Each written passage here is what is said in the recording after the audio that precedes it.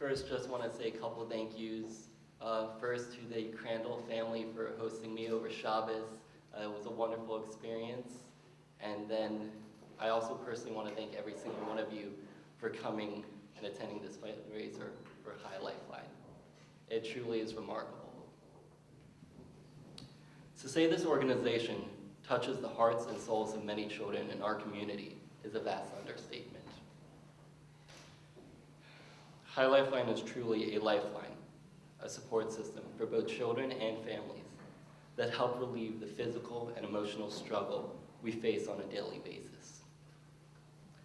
In my case, High Lifeline gave me so much more than the word support can express.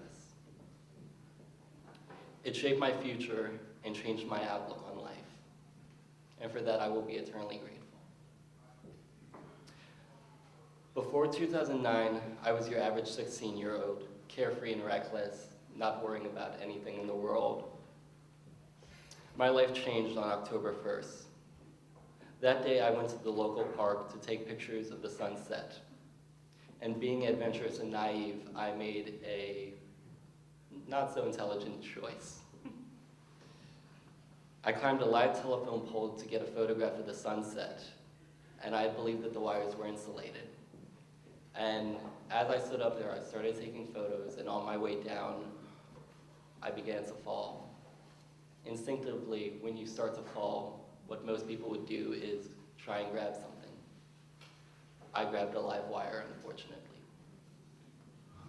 I received over 7,000 volts of electricity, which stopped my heart, and then I proceeded to fall to 35 feet to the ground, where on impact, I severed my spinal cord, making it so I cannot walk anymore. I suffered over 47% of my body with second and third degree burns and lost my left hand because of the electricity. I woke up months later, not even realizing that I had lost the hand, that I was paralyzed now, and that I had burns. But that was the least of my worries at that time. Being a 16-year-old, my biggest concern was knowing that I would never go to camp again. I had received, literally 2 weeks after I came out of a medically induced coma, a CD from my old summer camp. And that's when it dawned on me that I wouldn't be able to go to camp again.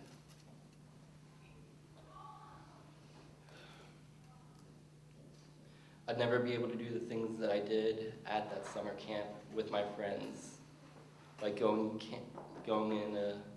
in the cabins, rock climbing, doing archery, or singing over Shabbat and doing Havdalah with my friends out in the woods. This was more devastating to me than knowing I was now disabled for the rest of my life. 2 years later, my parents discovered Camp Simcha Special, a summer camp for medically challenged kids. There, I discovered a world where every camper, no matter what illness or what challenge they faced, had a smile on their face.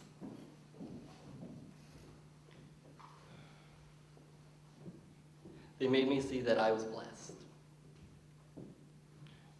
Blessed to be at the camp, and blessed to have lived, even blessed for the challenges I was given, even without them being my choice. I realized that this is a place where I could use the experiences that I had and that I'd gone through to help others.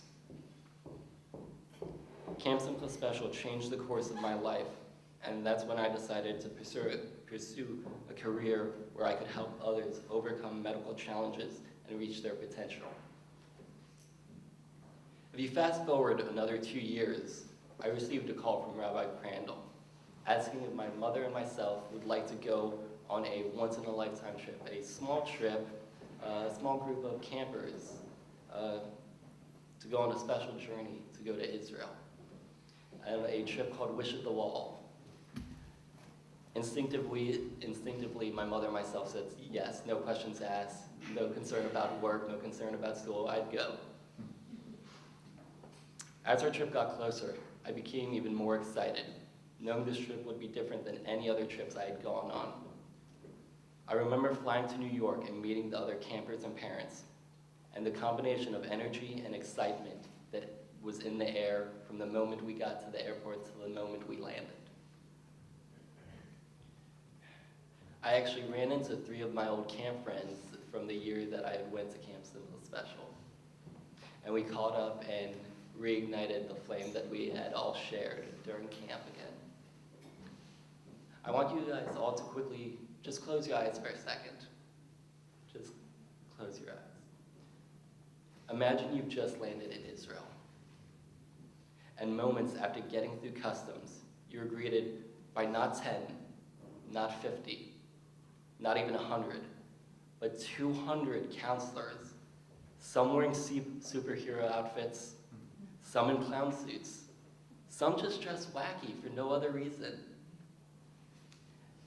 and them dancing around you, them giving you giant hugs, giving you just the support that you need, and then realizing that this isn't a dream, that this is what really was going to be happening, and that this energy would flow throughout the entire trip. I knew at this point the trip was going to be unforgettable, that it would be an experience unlike any other I've ever had. On that first day, we stopped at Rachel's tomb. There we learned a word that would resonate for the entire trip, mishpacha, family. Before we went home back to the hotel, that's what we would feel like. But on this day, we walked outside and the group started dancing randomly, just together. We were all dressed differently when we were dancing. It was interesting to see how we had some people in Hasidic war, how we had soldiers, how we had people in costumes still dancing from the night before. And at that point, we just danced, and we were mishpacha. It didn't matter that we came from different realms, from different sectors of life. On day 5, we went to the Kotel, where a friend rolled my wheelchair up as close as we could get to the wall. I put my head and my hand on the wall. As I prayed simple words of thanking for being on this trip and for my life that I had. I felt tears coming to my eyes as I realized I had waited for 4 years. 4 years to be able to say that I was grateful to be alive, that I was still blessed to be alive and have the life that I did. With every tear, I was reminded that my life is still worth living. I felt a hand on my shoulder, and as I looked, it was another camper who was crying also, feeling the same emotions. We gave each other a hug and silently rejoined the other campers, realizing we shared a moment, both feeling blessed, both being grateful for still being alive, though we face challenges every day. On the last night we gathered together as a group. We'd grown to be true mishpacha. We looked at ourselves very differently, and our parents to see us differently as well. All of us, parents and teens, know that the external disabilities can never, never overshadow the internal super abilities that we had. That was the lesson that Wish at the Wall taught us, and something we will all carry with us for the rest of our lives. Maybe I could have figured it out on my own without the trip. Maybe, but most likely I would not have been able to. High Lifeline allowed me to focus on being a teenager instead of being sick, instead of having to face my challenges every day with no other thoughts in mind. It allowed me not to think just about being disabled, about living life in a wheelchair now. The friends I made and the counselors who stayed close to me helped me face the challenges that life has dealt me. I would not be who I am without High Lifeline and without Wish at the Wall. And I am pretty certain that the young men and women with whom I shared 10 wonderful days in Israel would say exactly the same thing.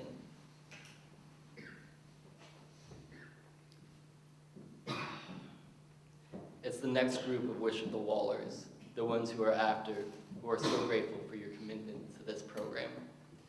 Again, I would like to just personally say to each and every one of you, thank you so much.